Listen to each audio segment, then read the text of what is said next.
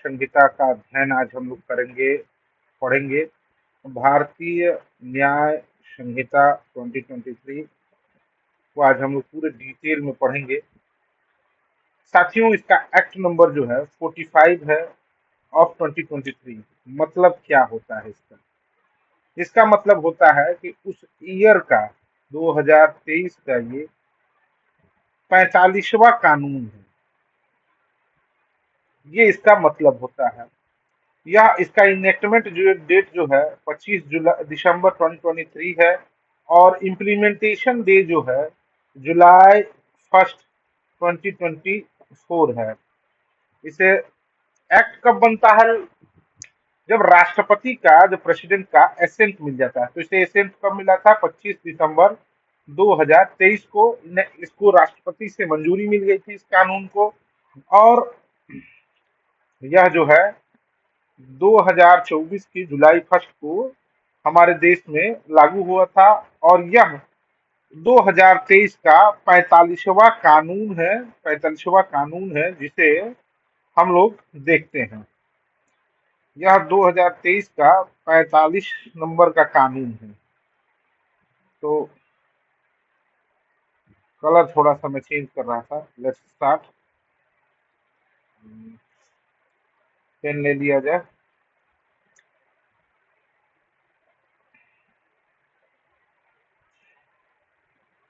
चलिए शुरू करते हैं। यह जो है चैप्टर फर्स्ट में जो है प्राइमरली प्रथम में क्या लिखा हुआ है? इसका सेक्शन फर्स्ट क्या कहता है? Short titles, commitment and application. इसके नाम और इसके बारे में बताता है। दिस एक्ट मे मतलब शायद, मे बी कॉल्ड अ भारतीय नागरिक सुरक्षा संहिता। इसका नाम जो है भारतीय नागरिक सुरक्षा संहिता से संहिता 2023, पूरा नाम जो इसका है भारतीय नागरिक सुरक्षा संहिता 2023 है। पूरा नाम जो है इसका भारतीय नागरिक सुरक्षा संहिता 2023 है। ठीक बात, ये बात समझ में आई? It shall came into force of such date means that, आप यहाँ देखेंगे वहां क्वेश्चन लगा है जुलाई 1 2020 जो मैंने बताया था। इसके प्रोविजंस लागू होंगे। कौन से सेक्शंस नहीं लागू होंगे? तो इसका है 104 जो वाइड नोटिफिकेशन आया था। 104 क्या है? जो आप पहले 304 ए पढ़ते थे, जो ड्राइवर्स के लिए था, ड्राइवर्स के लिए जो था, जिसके लिए हमारे देश में प्रोटेस्ट हुआ था, उनके लिए जो ये कानून था उसमें एक अलग तरीके का नोटिफिकेशन आया था पनिशमेंट के लेकर। तो itself came into force on such day. Date कौन सी थी? 1 जुलाई 2024। ये इम्प्लीमेंटेशन थे। एज द सेंट्रल गवर्नमेंट में जब भी by notification in the official gazette, जब से केंद्र सरकार इसके लिए जब भी ऑफिशियल डेट और अनाउंसमेंट और इम्प्लीमेंटेशन जारी करने के लिए एक गजट इशू करेगी, उस दिन से लागू हुआ। तो सेंट्रल गवर्नमेंट ने कब रिफॉर्म करके इसको लागू कर दिया था? जुलाई फर्स्ट को ये लागू हो गया था हमारे पूरे देश में। एवरी पर्सन शैल मैंडेटरी है, may be liable to punishment under this Sanhita and not otherwise for ever act or omissions contrary to the provision thereof, the which he shall be guilty within the India। इसका मतलब है भारत, वो हर व्यक्ति, person शब्द नागरिक की बात नहीं कर रहा है यहाँ केवल। ये बहुत मैंडेटरी लाइन है और इसको समझना जरूरी है। इसके बिना आप थोड़ा सा अधूरा फील करेंगे, अधूरा महसूस करेंगे। ये जो पर्टिकुलर थिंग है, every person shall be liable to punishment means that वो कोई भी हो, भारत का इंडियन सिटीजन हो, ठीक बात, और अदर कंट्री सिटीजन हो, ठीक है, वो भी इसमें पनिशमेंट का लाइबल होगा। Shall be under this Sanhita not otherwise for every act, ever act or omission केवल दंड and provisions thereof which shall be guilty within the India. जो भी व्यक्ति भारत में अपराध करता है वो इस संहिता के अंतर्गत, इस एक्ट के अंतर्गत बनाए गए कानूनों के लिए दंडित किया जाएगा। ठीक बात। आगे चलते हैं। एक चार क्या कहता है? एक दो पढ़ लिया आपने, एक तीन पढ़ लिया, एक चार देखते हैं। Any person liable by any law for the time being enforced in India to be tried for any offence committed beyond the India shall be dealt with according the provision of this Sanhita for any act committed beyond the India on same manner as if such act had been committed within the India। Means that कोई भी व्यक्ति, any person की बात कर रहा है, मतलब इससे तो सिटीजनशिप से कोई मतलब नहीं है। आप अमेरिकन नागरिक हैं और भारतीय में किसी के साथ चीट करते हैं, भारतीय के साथ चीट करते हैं, भारत में चीट करते हैं, तो आप उसी दंड के भागी होंगे जो एक भारतीय दंड के लिए भागी होगा। जैसे जो आर्टिकल 40 में राइट टू इक्वालिटी की बात करता है हमारा इंडियन कॉन्स्टिट्यूशन, वो इसमें आपको क्लियरली देखने को मिलेगा। आगे चलते हैं, आगे देखते हैं। This provisions of Samhita shall also apply to any offense committed by any citizen of India, कोई भी भारतीय हो, any place without the beyond the India, वो भारत के किसी भी परिक्षेत्र में हो। ये कहाँ किस पे लागू होगा ये बता रहा है। Any person on any ship or aircraft which is registered in India. जैसे देखिए, अब एक होता है एयरक्राफ्ट और शिप, कंपनियां चलाती हैं, तो उसका रजिस्ट्रेशन जो होता है वो इंडियन टेरिटरी में कराया जाता है, इंडियन लॉज में कराया जाता है, तो उसको इंडियन लैंड माना जाता है, उसको इंडियन इंडिया ही माना जाएगा, वो भारतीय कानून से ही संचालित होगा। आप मान लीजिए अमेरिकन नागरिक हैं और इंडियन शिप पे रह रहे हैं और आप किसी व्यक्ति का खून कर देते हैं, तो आप 101 इस संहिता का जो है 102 है, उसमें ट्रायल आपका कंडक्ट किया जाएगा। समझे? तो बात क्लियर है। Any person any place without beyond the India committing the offence targeting a computer resources and located in India. अब ये बात जो है आपको समझने वाली बात है कि बीएनएसएस में क्या नया है। आप आईपीसी पढ़े होंगे तो आपको ये सारी चीजें, आपको यहाँ तक तो आपको बिल्कुल क्लियरली समझ में आई होगी कि सिमिलर है। यहाँ जो नया चेंज आता है, यहाँ पर्टिकुलर चीज चेंज आती है जो इसमें, वो मैं आपको समझाने की कोशिश कर रहा हूं। तो चेंज आता है यहाँ पे, ये आपका कहा गया 5 का C. Any person any place without and beyond, मतलब भारत या भारत के बाहर से। जैसे यहाँ विदाउट एंड बियॉन्ड था, Indian India committing offence targeting to computer resources located India, मतलब भारत पे साइबर हमला कोई करता है तो उसके लिए भी ट्रायल और दंड जो है इस लॉज में जो बनाया गया है, उसके लिए भी ट्रायल और दंड चलाने की बात कही जाती है, तो वो इंडिया में ही चलेगा। बात आई समझ में? ये एकदम फ्रेश और न्यू है, पहले के लॉ में, प्रीवियस लॉ में नहीं था, तो ये ऐड हुआ है। ठीक बात। एक्सप्लेनेशन क्या है भाई, उसको हर एक चीज हम पढ़ेंगे, इलस्ट्रेशन से लेके एक्सप्लेनेशन तक, ताकि आपको लॉ समझने में दिक्कत ना है। बिल्कुल 10 ही सेक्शन एक वीडियो में पढ़ेंगे, लेकिन लगातार बहुत शानदार तरीके से पढ़ेंगे। ठीक बात है। एक्सप्लेनेशन देखते हैं। In this section the word offence include every act. Offence शब्द की बात कह रहा है कि ऑफेंस क्या है?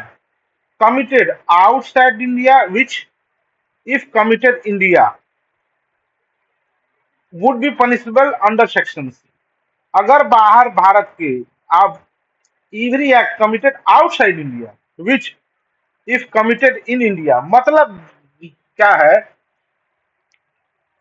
कि अगर एयरक्राफ्ट पे आप नौकरी कर रहे हैं और वो शिप जो है आपका कनाडा चला गया है, कनाडा चला गया है, और उस पे आपने किसी को मार दिया, पीट दिया, तो आप पे 155 जो है वो लागू होगा, उसका ट्रायल भी इंडिया में ही चलेगा। तात्पर्य बिल्कुल क्लियर है, बिल्कुल स्पष्ट है। और समझने की बात यह है कि आप इस बात से नहीं बच जाएंगे कि that time I was in Canada but you are on Indian ship, you would be punishable by the Indian law, which is VNSS, VNS। ये क्लियर एक्सप्लेनेशंस में क्या रहा है, इलस्ट्रेशंस देखते हैं और उसको एलोबरेट करने के लिए, समझाने के लिए इलस्ट्रेशंस में क्या कह रहा है। A, who is a who is a citizen of India committing a murder in any place without beyond India, he can try the convicted murder in any place in India which he may be found। समझे, उसका trial run किया जा सकता है कहीं भी, ये punishment दे रहा है। अब जुरिडिक्शंस की बात वो बीएनएसएस में ये इस चीज को कह रहा है, उसका ट्रायल कहीं भी चलाया जा सके। नथिंग इन संहिता shall be affected previous of any act of punishment might and the restrictions of offence soldier. ये क्या हो गया भाई, पेन ने मेरे किसको sailor and army man, arm man, the service government India provision, वो पुराना वाला ही है बिल्कुल, वो चीजें हमको समझने की जरूरत नहीं है। अब आते हैं सेक्शन 2 पे, डेफिनेशन। डेफिनेशंस अगर आपने समझ लिया, परिभाषा आप जान गए, तो आपको पूरी जिंदगी इंटरप्रिटेशन करने में कोई दिक्कत नहीं आने वाली है। पूरी जिंदगी जो है आपको किसी भी बीएनएस के पार्ट पे कहीं भी आर्गुमेंट कर रहे हो, या बीइंग ए जज, बीइंग ए प्रोसिक्यूटर आप काम कर रहे हो, तो आप बिल्कुल क्रिस्टल क्लियर रहेंगे, डेफिनेशन पार्ट्स आपको अंडरस्टूड है। तो क्योंकि डेफिनेशन पार्ट्स जो होते हैं वही एलोबरेट करता है, वही विवेचना करता है, वही शब्दों का व्याख्यान करता है। ध्यान देंगे। एक्ट, एक्ट के बारे में क्या किया गया, act denote as well the series of acts a single act. कहने का मतलब ऐसा कार्य जो वंश में भी हो सकता है, आप कंसिस्टेंट कई अपराध कर रहे हैं या एक अपराध कर रहे हैं। कहने का मतलब, एक बार इसको कंफ्यूजन क्लियर करने के लिए एक एग्जांपल बनाते हैं। सबसे पहले देखेंगे, ये जो है एक चोर,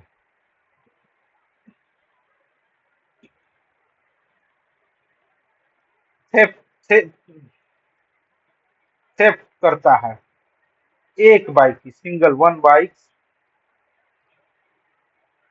ये एक्ट हो गया। अब एक्ट लीगल है या इलीगल है ये अलग विषय है। और फिर वह बाइक चोरी करके सेल कर देता है, ये मल्टीपल एक्ट हो गए। चोरी करना और चोरी का सामान बेचना, ये मल्टीपल एक्ट हो गए। तो इस तरीके से कहने का तात्पर्य ये है कि एक्ट की परिभाषा में मल्टीपल कार्यों को भी परिभाषित किया गया है कि उसे एक्ट ही कहेंगे। एनिमल्स का क्या मीनिंग है इसमें, animals means any living creatures, creatures other than humans. ये पर्टिकुलर शब्द है, ह्यूमन से भिन्न कोई भी जीवित क्रीचर्स, क्रीचर्स का मतलब जीव, जीव वो है, जीव का मतलब कौन सा जीव, मच्छर मारने के लिए मर्डर का सजा नहीं होगा, एनिमल की परिभाषा में नहीं है। Creatures, creatures. और आप इंग्लिश लिटरेचर पढ़ेंगे तो क्रीचर्स का बिल्कुल डेफिनेशन क्लियर है, और क्रीचर्स में क्या क्या आते हैं वो इंग्लिश लिटरेचर आप पढ़ेंगे तो बिल्कुल स्पष्ट हो जाएगा। समझ गए। अब चाइल्ड की परिभाषा देखते हैं। चाइल्ड वही बिलो द 18 ईयर, कोई चेंजेस नहीं। जो 18 साल से कम है वो बच्चा है। जैसे धुरंधर में तू मेरा बच्चा है, तो रहमान डकैत बच्चा नहीं है और ये गलत बोल रहा है, जमील कुमाली की जमाली कुछ ऐसे है, तो ये उसे वो गलत बोल रहा है। समझ रहे हैं, जो बच्चा वही है जो 18 के नीचे है, और उसका बच्चा जो है 18 से ऊपर का था, इसलिए उसे बच्चा नहीं कहेंगे, उसे एडल्ट कहते हैं। क्या कहते हैं? एडल्ट, वयस्क, वयस्क। समझ गए? आगे देखते हैं। काउंटरफीट, काउंटरफीट, काउंटरफीट क्या होता है? जो अभी एक धुरंधर मूवी में वो नकली नोट जो बनाता था, इसका क्या नाम है? खनानी ब्रदर्स। तो काउंटरफीट करेंसी जो प्रिंट करके हमारे देश में नकली नोटों को सप्लाई करते थे। A person said to be counterfeit who cause on things resemble other things intending by the means that the resemble of practice distractions knowledge to be like the distractions thereby the participate। तो counterfeit का मतलब है कि भारतीय बहुमूल्य चीजों का, बहुमूल्य अर्थात करेंसी, स्टाम्प, इन चीजों का नकली प्रिंट बनाना काउंटरफिट के लिए माना जाता है। और रिजेंबलिंग जो है, रिजेंबलिंग जो है, जो करता है और उसके इंटेंशंस होते हैं, उसमें इन्वॉल्व होता है उस काउंटरफिट फिट के कार्यक्रम में, काउंटरफिट करेंसी बनाने में। जो मान लीजिए यहाँ सो कॉल्ड एक कोई, आपने आपने पढ़ा होगा, देखा होगा धुरंधर में कि खनानी ब्रदर्स जो हैं हमारे देश में खूब सारे काउंटरफिट करेंसी भेज रहे हैं। और काउंटरफीट करेंसी कैसी होती है? हमारी नोट्स को, जो हमारे बॉन्ड्स होते हैं, जो हमारे बॉन्ड्स हैं, उसके बिल्कुल, बॉन्ड्स क्या होता है? बॉन्ड्स वही जो मैं धारक को 100 रुपए देने की अदा करता हूँ, जिसे हम नोट कहते हैं, नोट कहते हैं। हू बहू उसका, हू बहू, बिल्कुल ditto, A like a like a print करता हो, बनाता हो, तो वो रिजेंबलिंग होता है वो। और जो इसमें इन्वॉल्व है और उसको बना रहा है, तो वो काउंटरफीट कहा जाएगा, वो काउंटरफीट की परिभाषा में आएगा। देखिए काउंटरफीट का, it is not essential to committing counterfeiting that the imitation should be extract. अब आते हैं एक्सप्लेनेशन, पढ़ते हैं। कोर्ट, कोर्ट क्या है? कोर्ट मीन्स अ जज who empowered by the law to a judicial alone, or a body of judges which is empowered by law act judicial as a body when such judge or body of the judge is acting judicially। Means that, कहने का तात्पर्य है कि कानून द्वारा मान्यता प्राप्त high court rules के अकॉर्डिंग, हमारे इंडियन कॉन्स्टिट्यूशन के अकॉर्डिंग, हायर जुडिशरी और सबॉर्डिनेट जुडिशरी, दो जुडिशरी होती है। और सुप्रीम कोर्ट जो है वो हायर जुडिशरी का एलिवेशन होता है, वो सुप्रीम जुडिशरी है। तो सुप्रीम जुडिशरी के लिए अलग से कानून है इंडियन कॉन्स्टिट्यूशन में। उसमें 140 136 है टू 142 तक है। और हमारा हाई कोर्ट्स है, हाई कोर्ट्स के लिए है। फिर सबॉर्डिनेट जुडिशरी है। ये सभी रिकॉग्नाइज हैं और ये जुडिशियल वर्क डन करते हैं। तो जिस प्लेटफॉर्म पे ये एक्ट करते हैं, जिस स्थान पे ये लोग काम करते हैं, उस प्लेस को हम कहते हैं कोर्ट। कोर्ट। और एक चीज बात होती है, इसमें एक जज भी कोर्ट की श्रेणी में आता है और दो जज भी कोर्ट की श्रेणी में आते, एक से ज्यादा, दो कहना गलत होगा, एक से ज्यादा। समझ गए? सिंगल और प्लूरल, एक अगर सरल कहा जाए तो सिंगल, सिंगल जज भी ए जज है, कोर्ट है, ठीक बात। और वन अनदर द, एक से ज्यादा, and one two above are courts. ये कोर्ट्स की डेफिनेशन है। इससे बात क्लियर हो गई। और डेथ, डेथ किसे कहते हैं? देखिए डेथ शब्द जो पर्टिकुलर एक्ट में डिफाइन किया गया, मैं लिटरेचर में नहीं जाऊंगा, मैं लिटरेचर नहीं पढ़ा रहा हूं, मैं पढ़ा रहा हूं बीएनएसएस। और बीएनएसएस की क्या मानसिकता है, मीनिंग्स है, उसी चीज को हम लोग कोशिश करेंगे आपके सामने रखने की, तो बेहतर होगा।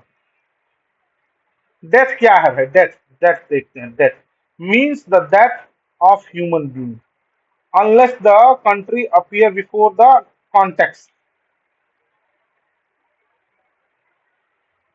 ह्यूमन बीइंग के मृत्यु, मानव जीव की बात कहा जा रहा है, मानव के ही मृत्यु को डेथ कहते हैं। डेथ किसके कहेंगे? डेथ मानव जीव को ही कहेंगे। अलाइव पर्सन अगर डेथ होता है, उसकी मृत्यु होती है, तो उसको ही कहा जाएगा। कुत्ते के मरने पे, डॉग मरता है तो डेथ नहीं कहा जाएगा उसको, जब भी कहा जाएगा जब भी ह्यूमन हो।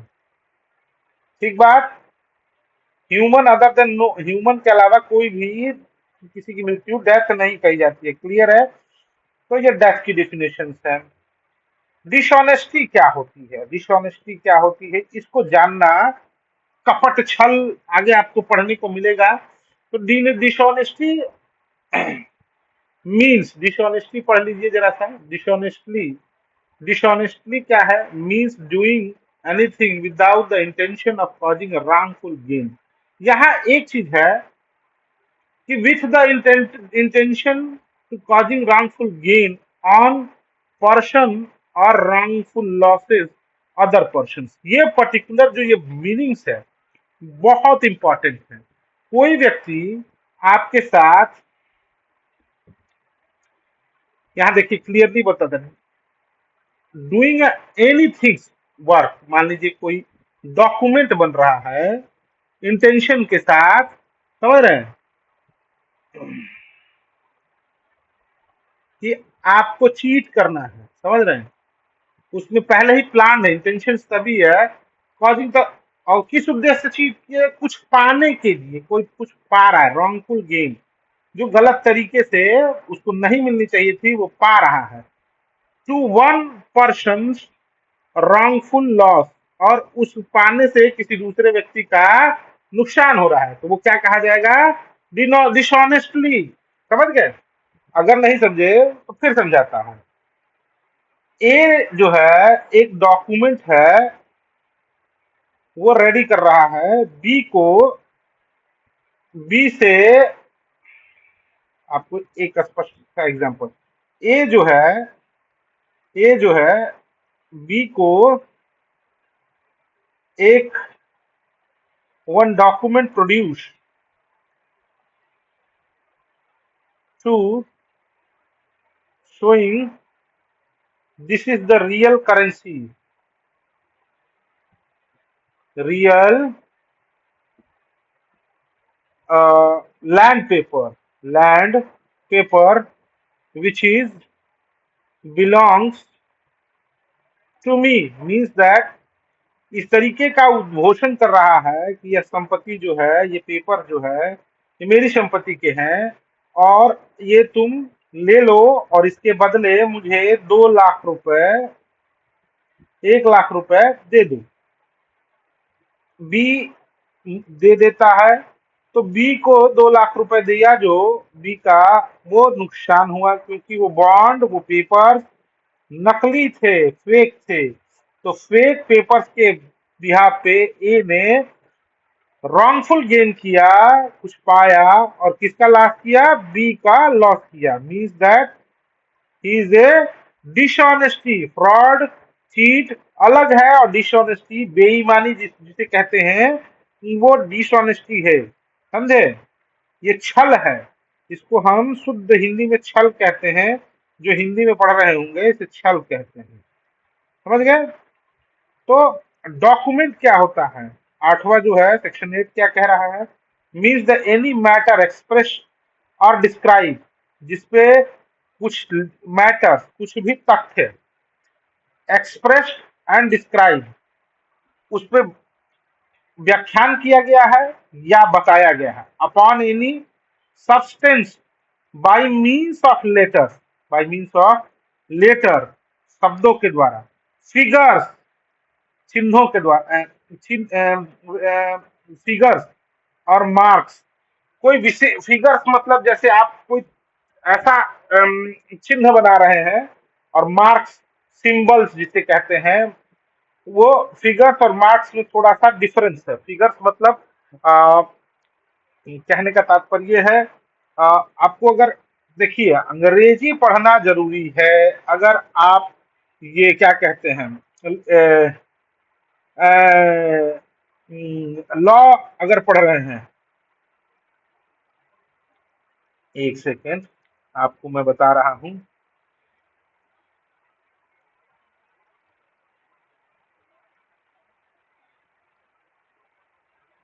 बिल्कुल सटीक बताना जरूरी है, यही काउंटर फीट है, समझे। हूबहू है सब, फिगर्स और मार्क्स दोनों का लगभग अर्थ, चिन्ह, अर्थ लगभग।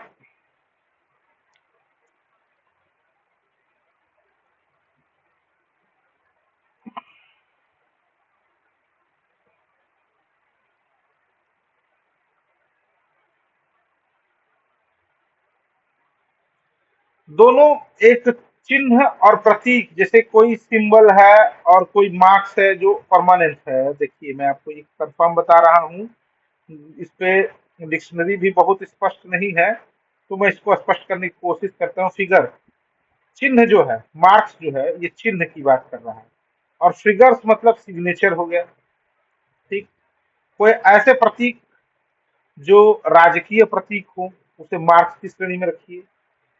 और चिन्ह जो है, कोई भी फिगर्स जो है, कोई भी बना सकता है, फिगर्स कर सकता है, निशान देता है, सिग्नेचर वगैरह फिगर से। By more than one those means include the electronic digital record intend to be used which be evidence of the matter।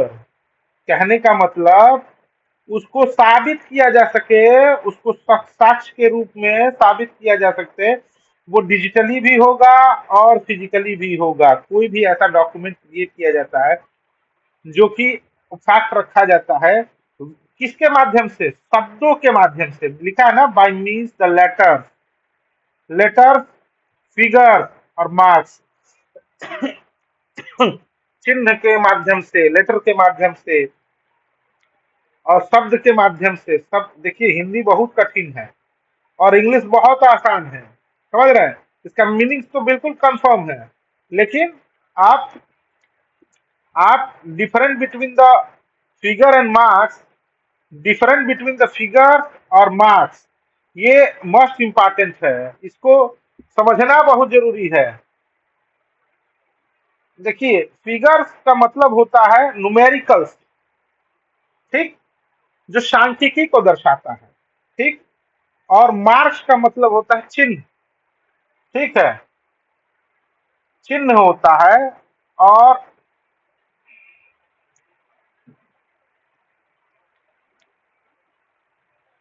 तो ये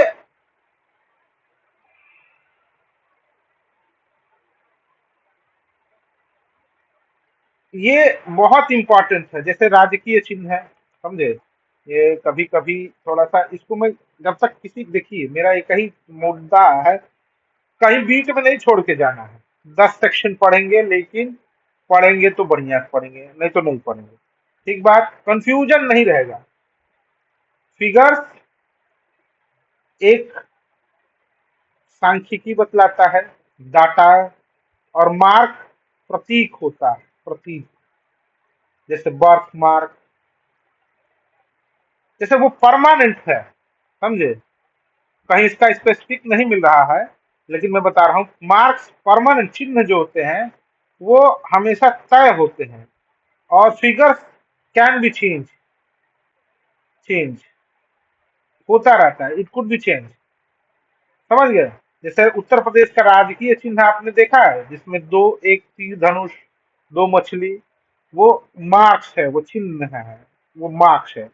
और फिगर नंबर्स होते हैं, सिग्नेचर्स होते हैं, अदर देन मार्क्स से अलग जो भी है वो फिगर्स है।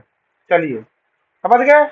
इसका डॉक्यूमेंट क्रिएट किया जाता है, तो इलेक्ट्रॉनिक भी हो सकता है। मान लीजिए कोई इलेक्ट्रॉनिक पब्लिशमेंट है, क्योंकि अब डिजिटल युग है, और डिजिटल युग में बहुत से डॉक्यूमेंट जो है ऑनलाइन पब्लिश हो रहे हैं, ठीक बात। और ये क्या वो डॉक्यूमेंट है या नहीं? बिल्कुल है, एब्सोल्युटली, समझे। एब्सोल्युटली उसे डॉक्यूमेंट की कैटेगरीज में ट्रीट किया जाएगा। तो आपने डॉक्यूमेंट पढ़ लिया। अब आते हैं इसका, देखिए इसमें लिखा गया है, एक्सप्लेनेशन देख लेते हैं क्या है। इट इज इमेटेरियल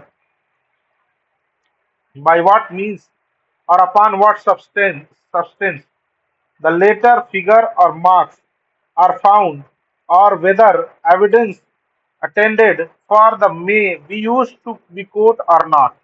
इससे कोई मतलब नहीं है कि वो यूज किया जाए ना एविडेंस के रूप में, लेकिन आगे इसको डिटेल में पढ़ा जाए, थोड़ा सा एक्सप्लेनेशन को एलोबरेट किया जाए, ये क्लियर हो जाएगा। राइटिंग एक्सप्रेशन, लिखित, इसको क्या कहते हैं, विवेचना, एक्सप्रेशंस को भाव व्यक्त करना।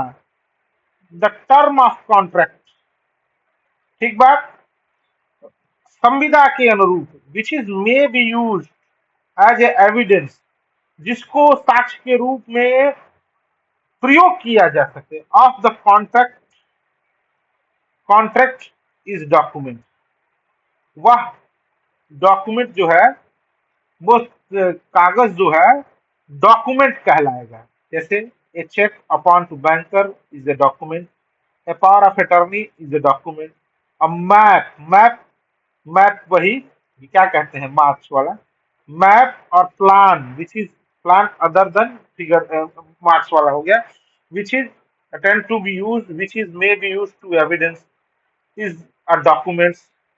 और writing continuing directions to instructions is document. समझे? तो ये आपने डॉक्यूमेंट को खूब बढ़िया से समझ लिया होगा। अब वहां हम लोगों ने पढ़ा डिसऑनेस्टी। फ्रॉडुलेंट क्या है? फ्रॉडुलेंट क्या है? कपट, धोखा, छल और कपट जो शब्द है, देखिए लॉ जो है, शब्दों की विवेचना ढंग से आपने की तो मजा आ गया, आपको मजा आ जाएगा, इससे प्रेम हो जाएगा, यू कैन लव इट। अगर लॉ आप पढ़ रहे हैं और शब्दों की विवेचना से मजा आ गया आपको, देखिए आपने यहाँ पढ़ा डिसऑनेस्टी, ठीक, जिसे हम लोग क्या कहते हैं, बेईमानी। अब यहाँ आ गया छल। छल, छल, छल नहीं है, इसको क्या कहते हैं, फ्रॉडुलेंट मतलब चीट करना है, कपट करना है, कपट। छल अलग है, और ऊपर जो छल हमने पढ़ा ये हिंदी में कपट इसे कहते हैं।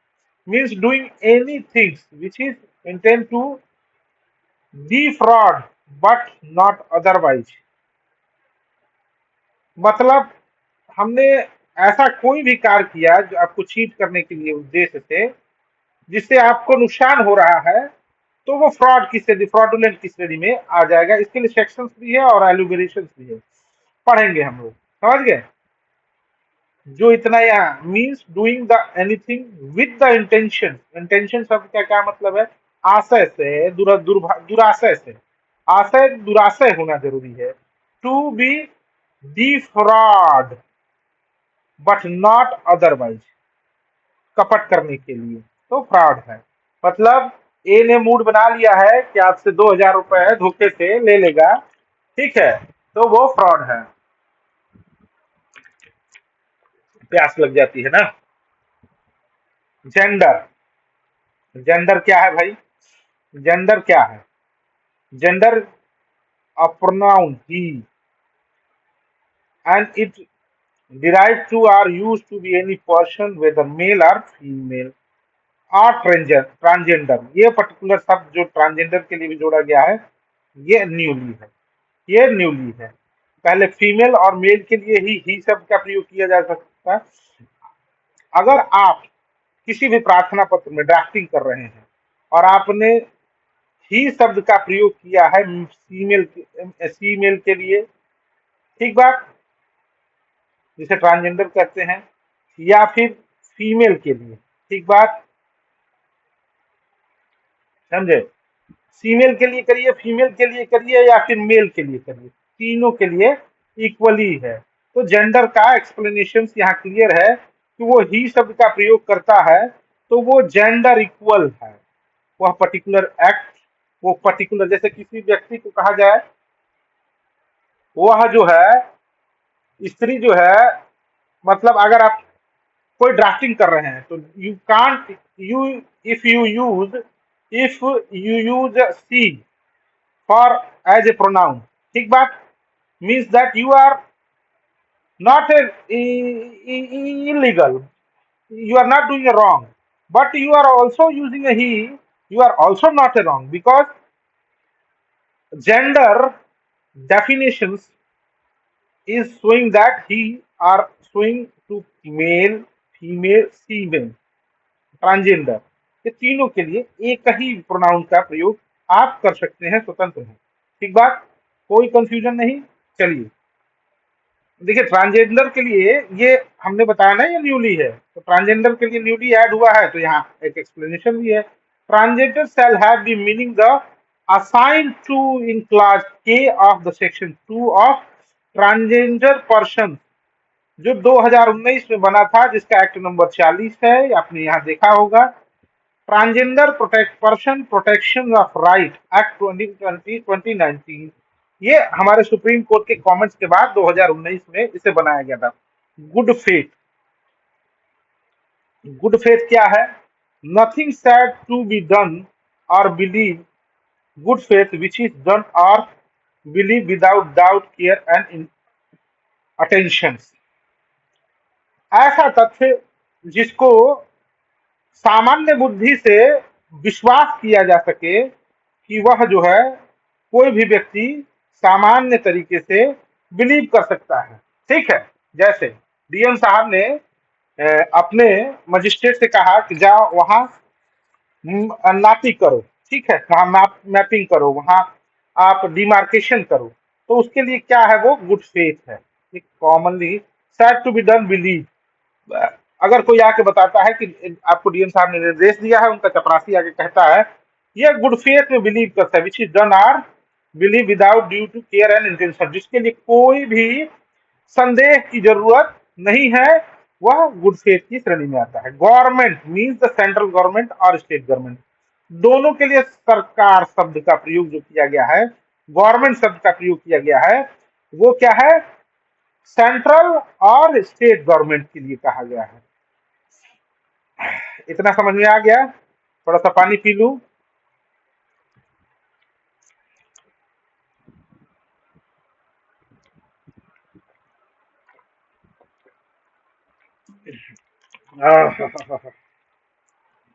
धरती पे अगर पानी खत्म हो जाए तो क्या होगा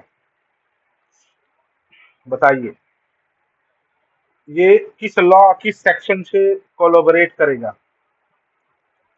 ये किस तरीके की पीआईएल कह सकते हैं इसको, अगर इस इश्यूज पे हम पीआईएल फाइल करना चाहें तो?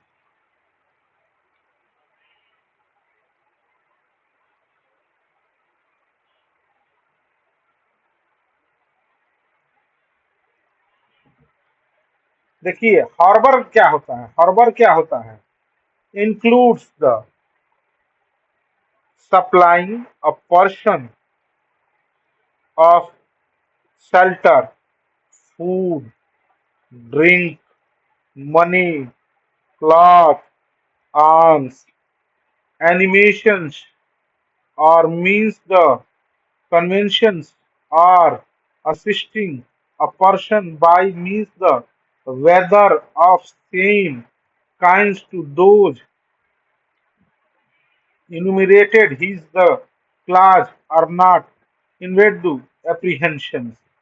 हार्बर का मतलब ये है, हार्बर आप समझ रहे होंगे, अगर आपको मैं बताऊं तो आपने देखा होगा जो शिप चलती है और शिप के साथ जो जंजीरों के साथ शिप को स्टैब्लिश करने के लिए जो वो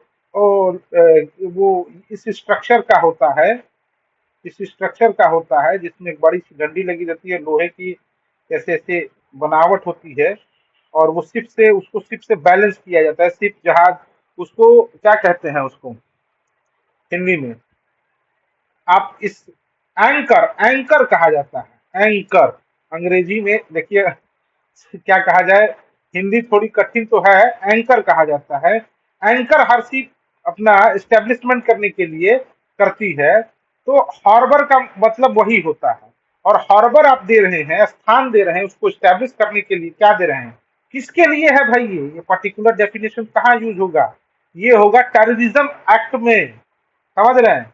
आप टेररिज्म के मामले जब डील करेंगे तो इस हार्बर की डेफिनेशंस में आप उसके एक्ट को फुलफिल कर पाएंगे या फिर उसे डिफेंस कर पाएंगे कि उसने दिया था या नहीं दिया था। तो उसमें क्या क्या है, शेल्टर है, फूड है, आप सप्लाई कर रहे हैं, ठीक है, फूड है, ड्रिंक्स है, मनी है, क्लॉथ्स है, आर्म्स एमिनेशन, ये जितने चीजें हैं, कन्वेंशन है, असिस्टिंग है, आप कर रहे हैं तो उसको हार्बर दे रहे हैं, उसको स्टैब्लिश कर रहे हैं, एंकर डलवा रहे हैं, उस शिप का एंकर डलवा रहे हैं फॉर स्टैब्लिशमेंट, समझ गए, आई बात समझ में। चलिए आगे चलते हैं। इंजरी, इंजरी क्या होती है, injury means any harm whatever illegally cast, समझे, जैसे आप चोट पे गिर गए तो आपको जो इंजरी आई है और इस डेफिनेशन की इंजरी में थोड़ा सा फर्क है। यहाँ इंजरी का मतलब क्या है, यहाँ चोट्स का क्या मतलब है, यहाँ वुंड्स का क्या मतलब है, जैसे उस इंजरीज को वुंड्स कहते हैं, ठीक बात, जो नॉर्मल है। अब इसे इंजरीज इसलिए कहते हैं which is caused by the illegally, illegally particular यहाँ वर्ड है, इलीगल इसे टारगेट किया गया है, इलीगली, तो ये इलीगल चीजों को तरीके से आपको पहुंचाया गया है चोट, तो इलीगली है any person in body, mind, reputation और प्रॉपर्टी, समझे।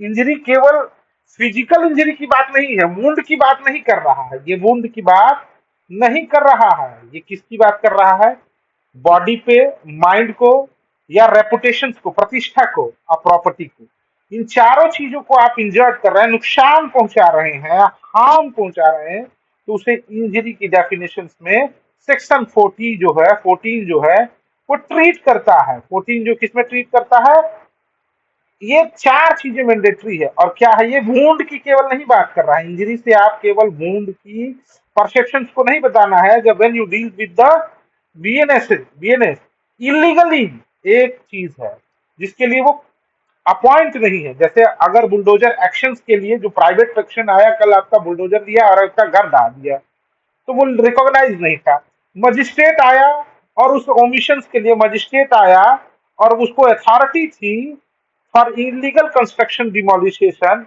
इलीगल कंस्ट्रक्शन जो है डिमोलिश करने के लिए, तो वो डिमोलिश करता है, तो वो अथॉरिटी फल है, वो लीगली कर रहा है, तो लीगली और लीगली वैधानिक तरीके से किया गया, इंजरीज के में नहीं ट्रीट आएगा। उसी तरीके से आप रोड पे चल रहे हैं और गिर जाते हैं, आपको चोट आती है, उसको वुंड कहेंगे, क्या कहेंगे, वुंड कहेंगे, ठीक बात, वुंड कहेंगे, वो चोट होगी। लेकिन अगर वही कोई जानबूझ कर टक्कर मार देता है आपके बीच, आपके शरीर में, और आप गिर जाते हैं और उससे चोट आती है, तो वो इंजरी कही जाएगी, समझ गए डिफरेंस। तो ये बॉडी पे, माइंड पे, मान लीजिए माइंड पे क्या, जैसे आप ऐसे कोई आपको इंजर्ड कर दिया कि आप डिप्रेस हो गए, डिप्रेस हो गया तो वो इंजर्ड, वो भी इंजरी की श्रेणी में ट्रीट कीजिएगा। रेपुटेशन, रेपुटेशन मतलब आपको डेफर्मेशन, आपको इंजर्ड करने के लिए डेफर्मेशन कर रहा है कि फला व्यक्ति है तो वो तो भाई चीट कर रहा है, वो झूठ बोल रहा है, ये से कर रहा है, और जबकि आपने ऐसा कुछ नहीं किया, तो आपकी रेपुटेशन को जो हार्म कर रहा है उसे क्या कहते हैं, उसे क्या कहते हैं, उसे भी इंजरी कहते हैं, उसे भी इंजरी कहते हैं। इलीगली और लीगली क्या होता है, अब आ गया ना बात, भाई देखो, legally, illegally and legally bound to be, देखिए word illegally is applicable everything which is any offense or which is prohibited by law, ठीक, or which is furnished ground for civil actions, and a person is said to be legally bound to them whether whatever is illegally to him to omit, समझ गए। कहने का तात्पर्य ये है कि illegal वो सारी चीजें हैं जो ऑफेंस है, ठीक, जिसके लिए प्रोहिबिशन से किसी स्टेट ने प्रोहिबिट किया रखा है, जैसे बिहार में दारू बंद है, शराब बंदी है, तो वो इलीगल है, अगर वहां आप कंज्यूम करते हैं तो इलीगल है, ठीक बात। और आपके लिए कोई ऐसा चीज ऑर्डर किया गया है, मान लीजिए आपके लिए एसडीएम है, आपके लिए लीगली बाउंड है कि आप जो है पब्लिक को सर्विस करेंगे। क्या करेंगे? पब्लिक को सर्विस करते हैं, नहीं करते हैं। If you not done the job done a job, you are doing an illegal work. Means that you are not doing the legal work, you are doing the illegal work. समझ गए आप लोग? आप उसका ओमिशन करते हैं, omit शब्द का प्रयोग किया गया है, ओमिट करते हैं, छोड़ते हैं। और लीगल कौन सा है? इन सबको छोड़ के जो आपके लिए बाउंड है। समझिए, स्टेट कोर्ट ने ऑर्डर कर दिया, ठीक, क्या? डिमोलिशन का, ठीक। और मजिस्ट्रेट उस गुड फेथ में उस कोर्ट के ऑर्डर को मान के, गुड फेथ आपने पढ़ा था, गुड फेथ में वहां जाकर डिमोलिश कर दिए। ठीक बात। तो वो डिमोलिशन क्या होगा? लीगल होगा। ठीक, समझ गए? तो इस तरीके का, अब यही समझिए। अब गुड फेथ और ये दोनों मिला के जब पढ़ेंगे तो थोड़ा सा और अच्छा आएगा, क्लियर विजन। समझ गए? अगर मान लीजिए एसडीएम ऐसा सोचता है, मान लीजिए एक आईओ जो है ऐसा सोचता है कि हमको जो है इसको अरेस्ट करना है, ठीक, ऑफेंस जो है बिलो 7 ईयर है, और वो जो है लॉ को, मैंडेटरी प्रोविजंस को, समझ रहे हैं? मैंडेटरी प्रोविजंस क्या है? 35(2) में जो प्रोविजंस है नोटिस का, नोटिस नहीं देता है, डायरेक्ट अरेस्ट कर लेता है। क्या करता है? डायरेक्ट अरेस्ट कर लेता है। ये क्या हो जाएगा? इलीगल वर्क हो जाएगा। समझिए, आईओ वही एबव टू 7 है, एबव टू 7 है, समझे? 7 ईयर से ज्यादा है, ए बी ओ है, एबव टू 7 है, तो वो क्या है? अरेस्ट कर लेता है विदाउट नोटिस। उसको लगता है कि आप एब्सकॉन्डर होंगे, तो ये प्रोविजन है, तो ये जो है लीगल अरेस्ट हो जाएगा। समझे? स्पेलिंग मत गलत हो भाई, क्यों छूट जा रहे हो? जल्दीबाजी नहीं करना है, ठीक बात। ये लीगल अरेस्ट है, लीगल अरेस्ट है। तो बात आप बिल्कुल समझ गए होंगे, मेरा मानना ये है। अब चलते हैं जज। कोर्ट आपने पढ़ लिया है। कोर्ट किस सेक्शन में था? कमेंट में आप बताइएगा। कोर्ट आपने कहाँ पढ़ा है? सेक्शन 5 में। और जज कहाँ पढ़ने जा रहे हैं? सेक्शन 16 में। ठीक बात। जज means a person who is officially designated as a judge, include a person। अब कौन कौन है जज भी? जिसको डेजिग्नेट किया गया है, नियुक्त किया गया है ऑफिशियली, जिसके लिए ऑफिशियली मतलब अथॉरिटीज में, ऑफिशियली मतलब अथॉरिटीज जो है, अपॉइंटमेंट अथॉरिटीज है, जिसके लिए प्रोविजन है इंडियन कॉन्स्टिट्यूशन में। उस उस प्रोविजन थोड़ा छोटा छोटा लिखा जाएगा तो सब ठीक हो जाएगा ना। इंडियन कॉन्स्टिट्यूशन में जो प्रोविजन है वो जो है, फिर छोड़ रहे हैं, पूरा लिखिए, ठीक बात हो।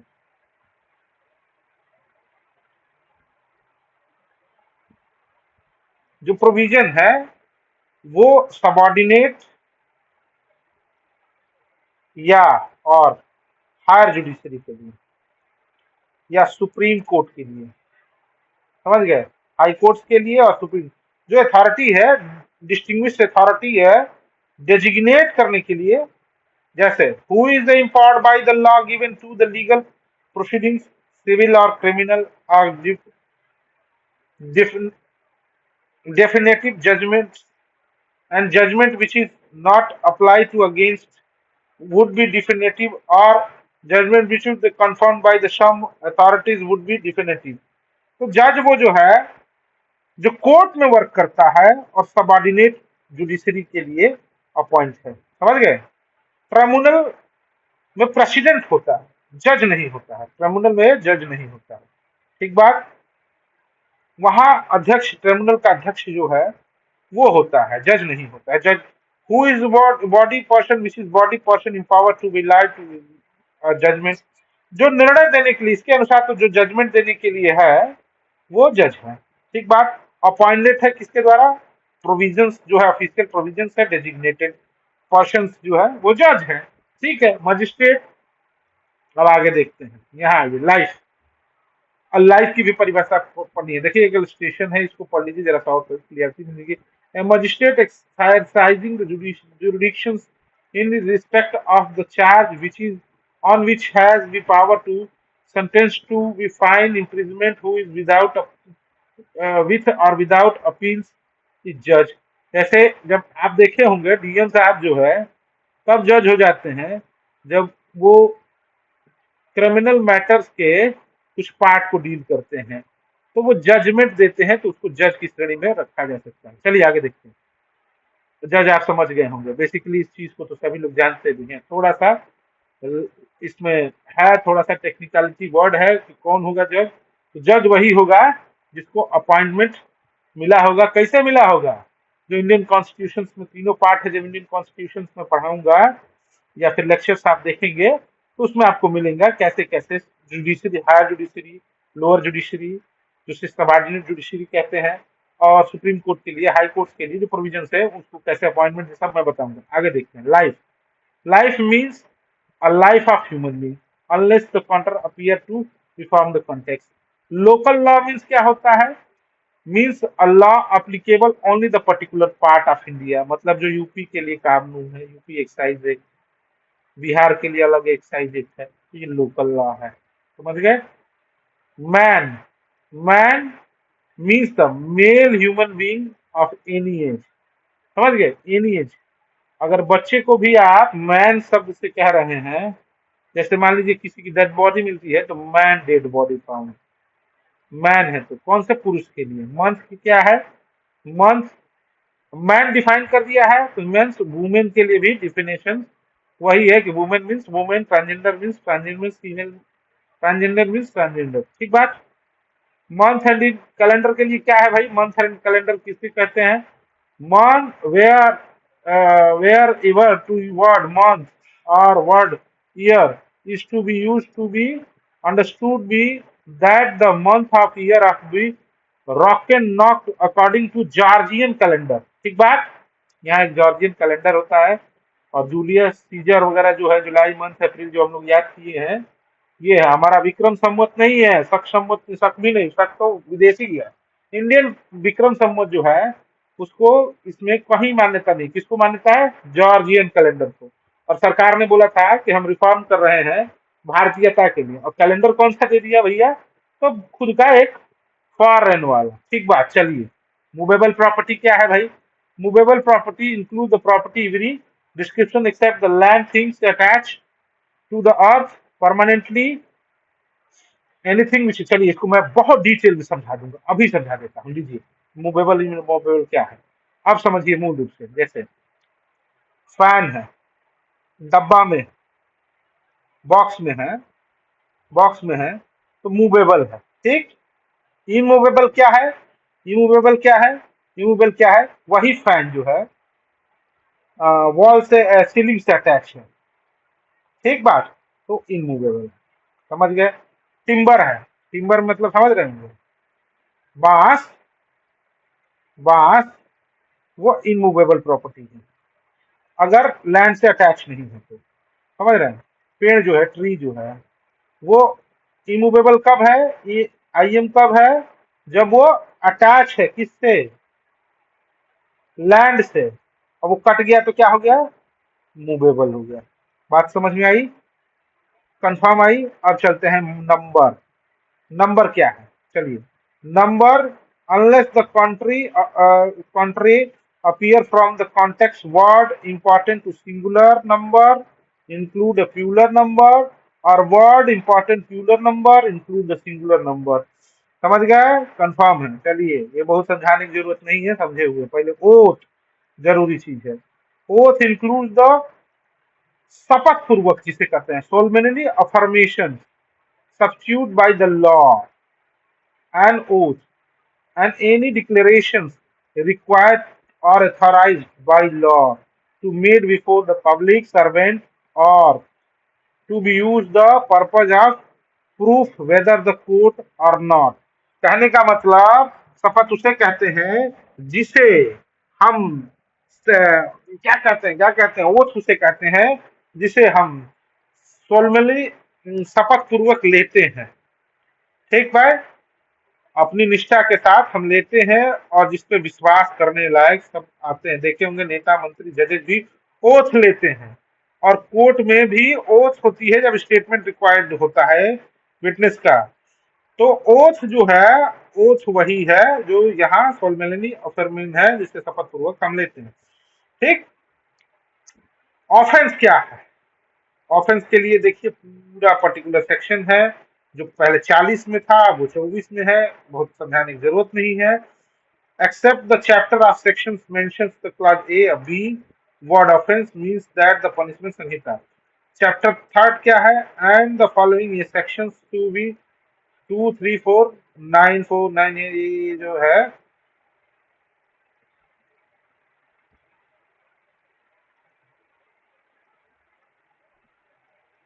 of the offense means the anything punishable under this Samhita under by the cell specific local law।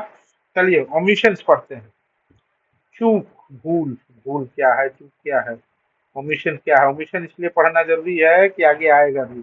Offence को आप पढ़ लीजिएगा, ये बहुत बहुत आसान तरीका एक क्वेश्चन आता है अगर कहीं एग्जाम देने जा रहे हैं तो।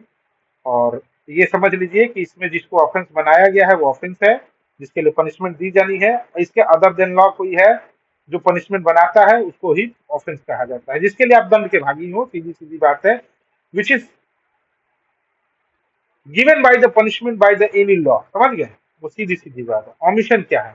Denote as well as series of omission or single omission. कोई भी चूक, जैसे कोई त्रुटि हो गई, चूक हो गई तो ओमिशन से। पर्सन इंक्लूड द कंपनी और एसोसिएशन, कंपनी ही पहले थी, एसोसिएशन ऐड कर दिया गया है। ठीक बात। और body of person whether the incorporated or not. Public include the any class of the public or any community. Public servant कौन है भाई? Means the person dwelling under the any descriptions of namely every commissioned officer in the army, navy or air force।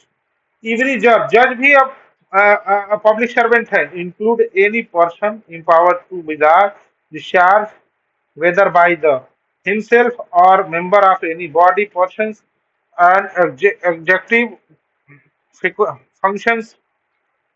Every officer of court include the liquidator. Liquidator जो है जब company की insolvency होती है, दिवालिया घोषित होता है तो लिक्विडेटर कोर्ट अपॉइंट करता है, उस समय जो है वो भी होता है। Receiver or commissioner who is duty to it such the officer investigate or report any matter of law fact. जो इन्वेस्टिगेशन करते हैं वो भी officer. Make of the authenticity keep or document, जो सच ऑफिसर वो भी है जो डॉक्यूमेंट को रिकॉर्ड को रखे। और take a charge dispose of any property. ठीक बात, समझ आई? आगे चलिए। और execute any judicial process to administrative any oath. ठीक है, आप समझते जाएगा। एडमिनिस्ट्रेटिव की बात है, प्रशासनिक। टू इंटरप्रेट और previous order or the court and every person specially authorized by the court perform the such duty। समझ गए?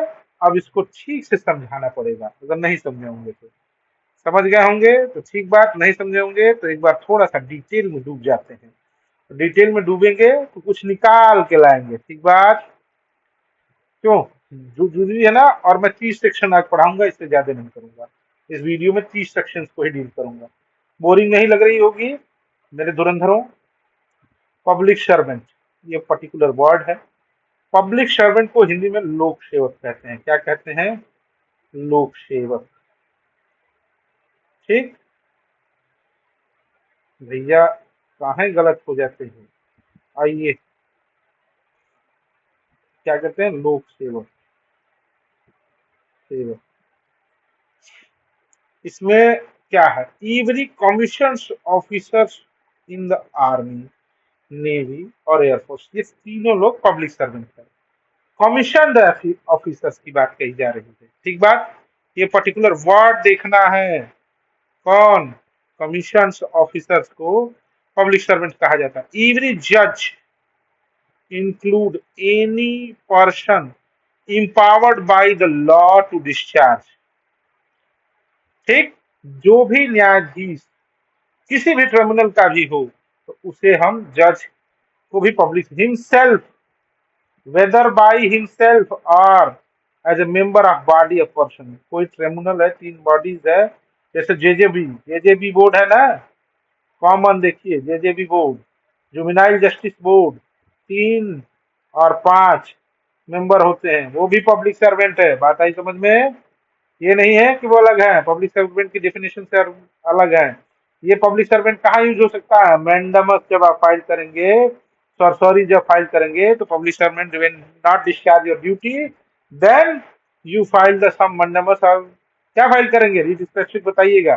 चलिए आगे देखते हैं। Every officers of the code include the liquidator, liquidator को भी पब्लिक सर्वेंट की श्रेणी में रखा गया। रिसीवर, कॉमा, और कमिश्नर भी है जो उसको करेगा। Who is duty to, it is such officer, ये कंपनीज के मैटर जो डील होते हैं उसमें आप अगर क्रिमिनल मैटर डील करते हैं तो लॉ का स्कोप केवल क्रिमिनल तक नहीं है, लेबर लॉ भी है, समझे। उसके लिए भी लिक्विडेटर, कंपनी जब डिजॉल्व होती है या फिर इंसॉल्वेंसी बनती है, दिवालिया इंस्टॉलमेंट, इसको दिवालिया घोषित होता है तो लिक्विडेटर होता है शेयर होल्डर्स के पैसे को या कंपनी के जो बेनिफिशियरीज हैं उसको डिस्चार्ज कर, keep a record, make authenticity, ठीक है। अ, यहाँ देखिए investigator, IO of the matter, ठीक, जो केस को इन्वेस्टिगेट करेगा, दरोगा जी, वो भी ऑफिसर की श्रेणी में। टेक अ चार्ज और डिस्पोज, टेक अ चार्ज और डिस्पोज एनी प्रॉपर्टी, मान लीजिए किसी प्रॉपर्टी को चार्ज ले रहे हैं और डिस्पोज कर रहे हैं तो वो भी ऑफिसर की श्रेणी में आएगा, समझे। आगे चलते हैं, थोड़ा सा ऊपर आ जाइए, ठीक है बात। अब यहाँ देखिए, एक्सिक्यूट एनी जुडिशियल प्रोसेस, समझ गए, जज साहब, टू एडमिनिस्ट्रेशन, एडमिनिस्ट्रेट और एडमिनिस्ट्रेटिव, एडमिनिस्ट्रेटर एनी ओथ, समझ गए। इंटरप्रिटेशन, इंटरपरेट जो करता है, और process the order of the court, court के शब्दों का व्याख्यान करने वाला भी public officer, specially authorised by the court. चलिए कोर्ट किसी को अपॉइंट कर दिया, वो हो गया। Every assessor of member of panchayat assign the court of public servant, समझ गए। एवरी आर्बिट्रेटर, समझ गए, आर्बिट्रेटर कौन होता है, मध्यस्थ, or other person who is any cause to matter has been referred from the discussion or report by the any court, inquiry कोई है, competent public authorities, every person who hold the any office by virtue of which he is empowered to place or the keep and persons, public servant, every officers, ध्यान दीजिएगा एक एक word को, government, who is the duty is the such officer, prevent officer given the information to office, bring offenders, bring to be bring offender to justice, ठीक बात, वो भी है। Protect the public health safety, doctor भी officers हैं, समझ गए। Public health को प्रोटेक्शन कौन प्रदान करता है, doctor. Every officer who is the duty is the such officer take to receive, public officers की ह्यूज ऑफ कैटेगरीज बनाया गया है, समझ गए। म्युनिसिपल कॉर्पोरेशन को भी देखिए, म्युनिसिपल कॉर्पोरेशन को भी जोड़ा गया है, इलेक्शंस को भी है, ठीक बात है। Person filing the any description men be by the public servant, every person who is the actually possession of the situation of public servants, whether the legally defective there may be the, ये सारा चीज डाल दिया गया है। ये देखिए central government, state government के प्रोविजंस भी डाले गए हैं। अब इन चीजों को अगली क्लास में एक स्पेशल क्लास ले ली जाएगी, उसके लिए रीजन टू बिलीव, इसके लिए लिए दिया जाएगा और आपको पब्लिक सर्वेंट कौन कौन है उनको समझाया जाएगा पूरे एलोबरेट करके। देखिए 30 पे पहुंच जाया जाए, 30 पे पहुंच जाया जाए और आपके प्रिम्बल में कितने 30 सेक्शंस हम लोग डील कर चुके हैं प्राइमरली में। जो प्राइमरली चैप्टर है चैप्टर 1 का, चैप्टर 1 का हमने चैप्टर 2 में 1 में कितने सेक्शन है टोटल? ये चैप्टर 1 में ही 29 तक आ गए हम लोग, और यहाँ 39 सेक्शन हैं। बाकी 9 पढ़ेंगे अगले क्लास में, क्योंकि थोड़ा सा ये लंबा हो गया है। 30 में खत्म करते हैं, बाकी 9 आगे पढ़ेंगे, क्योंकि आपको पब्लिक सर्वेंट पढ़ाना भी है। 29 रीजन टू बिलीव, जिसपे सामान्यतः विश्वास किया जा सके, रीजन टू बिलीव। समझ आई बात में? रीजन टू बिलीव, जिसपे a person said to have the reason to believe a thing of the sufficient cause to believe the thing or not. मतलब ट्रेन है तो इसको बिलीव किया जा सकता है कि इस पे ये है। Special law, special law means जैसे स्टेट वाइज रिकॉग्नाइज है लॉज, उसके लिए स्पेशल लॉ कहे जाते हैं। वैल्यूबल सिक्योरिटी, मूल्यवान प्रतिभू। कल देखेंगे। जय हिंद, जय भारत। ये है हमारा आज का खत्म। आज कौन सा तारीख है भाई? आज है क्लास का 30 मार्च। यहाँ लिख दीजिए